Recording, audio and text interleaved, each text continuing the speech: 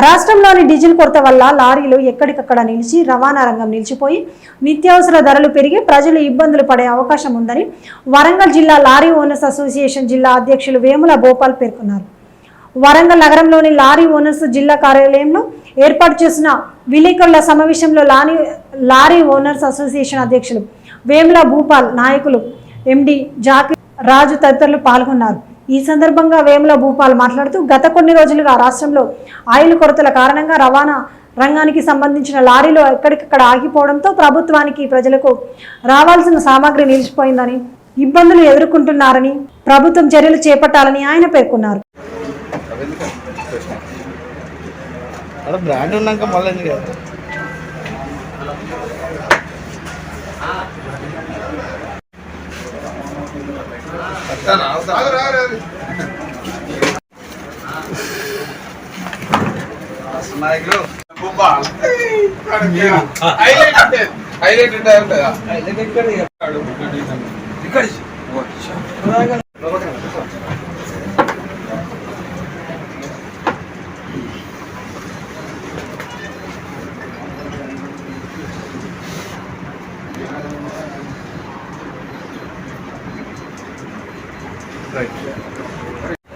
సురేషనా ఇట్రా దగ్గరికి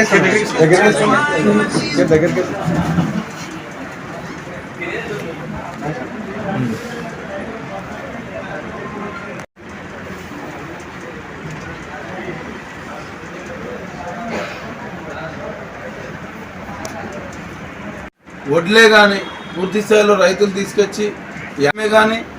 కూరగాయలే కానీ పప్పులు ఉప్పులే కానీ ప్రతి ఒక్కరు కూడా పూర్తి స్థాయిలో రవాణా రంగం మీద ఆధారపడినది. ఇవాళ అదే రవాణా రంగానికి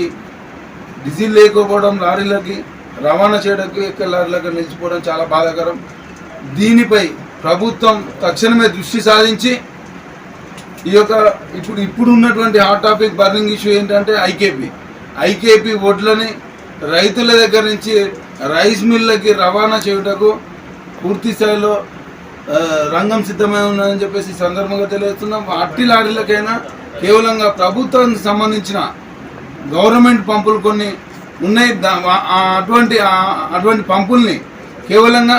ఈ ప్రభుత్వంకి టెండర్లు వేసినటువంటి కాంట్రాక్టర్లకే ఆ పంపుల్ని కేటాయించి, అట్టి లారీలకే పంపుల్ని కేటాయించి రైతులు రోడ్డు మీదకి ఎక్కకుండా ఆదుకోవాల్సిన బాధ్యత ప్రభుత్వంది అని చెప్పేసి తెలియజేస్తూ, అదేవిధంగా ఇంధనంపై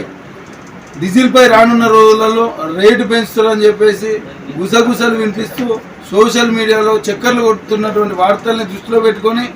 ఈరోజు పెట్రోల్ పంపుల యజమానులు అందరూ కూడా డీజిల్ ఆపుకొని ఇవాళ సామాన్య ప్రజలకే కానీ లారీలకే కానీ పెట్రోలే కానీ డీజిల్ కొట్టకుండా డీజిల్ అయిపోయింది, పెట్రోల్ అయిపోయింది అని చెప్పేసి చెప్పడం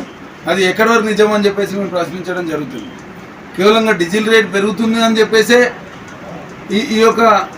డ్రామా గేమ్ ఆడుతున్నారా, లేకుంటే నిజంగానే డీజిల్ అయిపోయిందా అని చెప్పేసి కూడా ఇవాళ విజిలెన్స్ వాళ్ళని తక్షణమే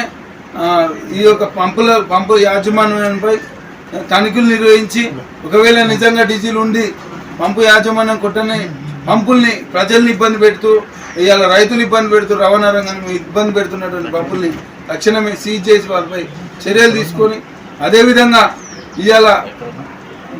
రానున్న రోజులలో ఇదే పరిస్థితి నెలకొంటే పూర్తి స్థాయిలో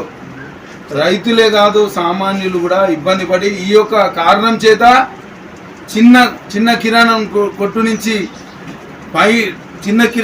నుంచి హై మార్కెట్ అంటే ఇవాళ చూసుకున్నట్లయితే రిలయన్స్లే కావచ్చు, ఇంకా సూపర్ మార్కెట్లే కావచ్చు, ఇంకా పెద్ద సూపర్ మార్కెట్లే కావచ్చు, ఇక బట్టల షాప్లే కావచ్చు, టైర్స్, లూబ్రికెంట్స్, ప్రతిదీ రవాణా రంగానికి సంబంధించింది, మనుషులకు సంబంధించింది అన్ని రేట్లు కూడా దీన్ని ఉదాహరణకు పెట్టుకొని ఇవాళ బ్లాక్ మార్కెట్ పూర్తి స్థాయిలో బ్లాక్ మార్కెట్ తయారైందని చెప్పేసి ఈ సందర్భంగా తెలియజేస్తూ, గతంలో చూసుకున్నట్లయితే గ్యాస్ మొత్తులు రావట్లేదు అనేది పూర్తి స్థాయిలో చక్కెర్లు కొడితే ఇవాళ